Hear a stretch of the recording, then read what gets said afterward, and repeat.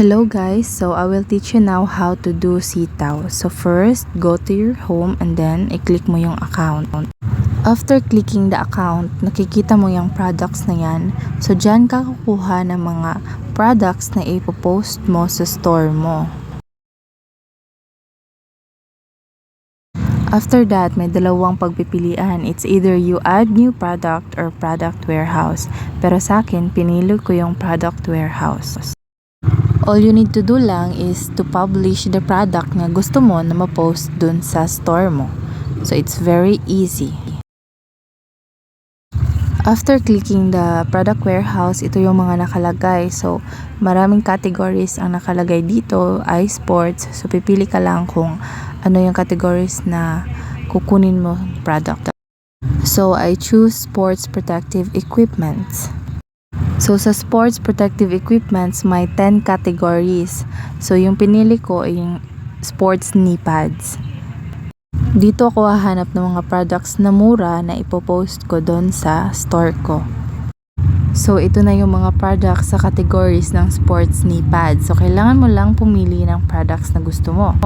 Up to 10 products yan per page. So kapag hindi mo pa nakita yung products na gusto mo at saka mura, so maghahanap ka dito sa mga numbers na to na nasa ibaba.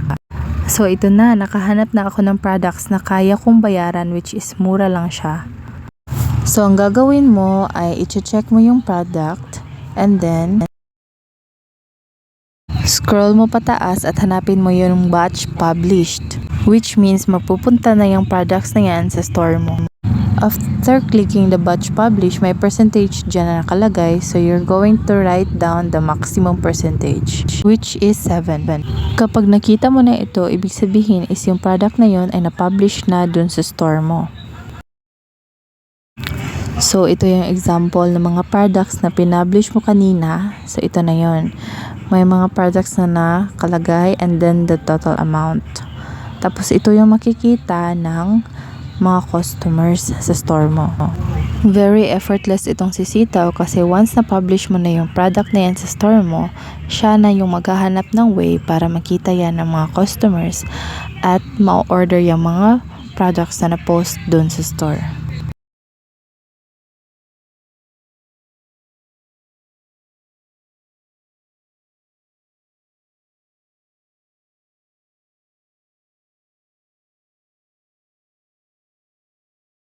So, how to know if mayroon ka ng orders?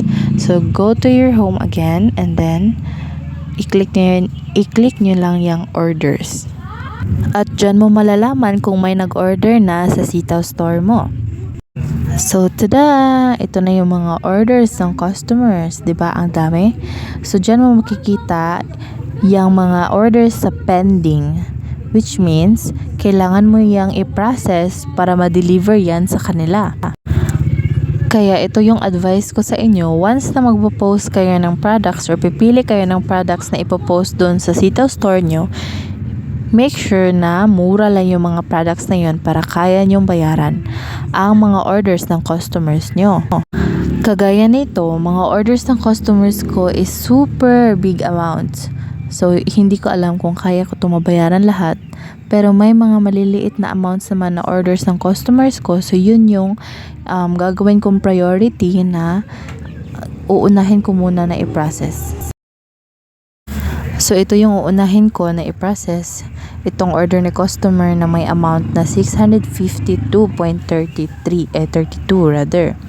So, kailangan ko lang gawin is i-check ko yung product na yan or yung order niya and then i-click ko yung pay and take delivery. After clicking the pay and take delivery, ito yung lalabas. So, ang total amount or order amount ni customer is 652. So, ang delivery amount na babayaran mo is 604. So, kailangan mo lang na i-click yung submit and pay.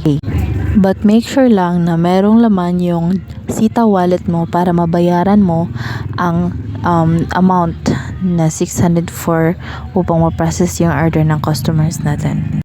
Pero kung hindi enough ang balance mo para makabayad dun sa orders ng customers mo, then comment down below for another video about how to recharge your Sitaw account or Sitaw wallet. So, andito na tayo sa question and answer portion at alam ko na itatanong nyo kung may capital ba na kailangan na ilabas dito sa e-commerce platform na ito. So, the answer for your question is yes, of course. 'Di ba, sinabi ko earlier na kailangan muna natin na bayaran yung order ni customer para ma-process yung order nila, right? Pero, huwag mangamba dahil ang kagandahan ng platform na ito ay ibabalik ni Sitaw yung pera na binayad mo dun sa order ni customer with commission. Kaya nga advice ko sa inyo kanina, 'di ba, na pumili kayo ng product na mura lang na kaya nyo para hindi mabigat sa bulsa. Which means, pipili kayo ng mga murang products na ipopost or ipopublish nyo dun sa stores nyo. Let us say na yung mga products na pinost mo sa stores mo is may amount na tag 200, 100. So, I know na kayang-kaya mo yung i-process. Make sure lang na may GCash ka para makash inan mo yung wallet mo. And then, ready to process na the orders and then with commission.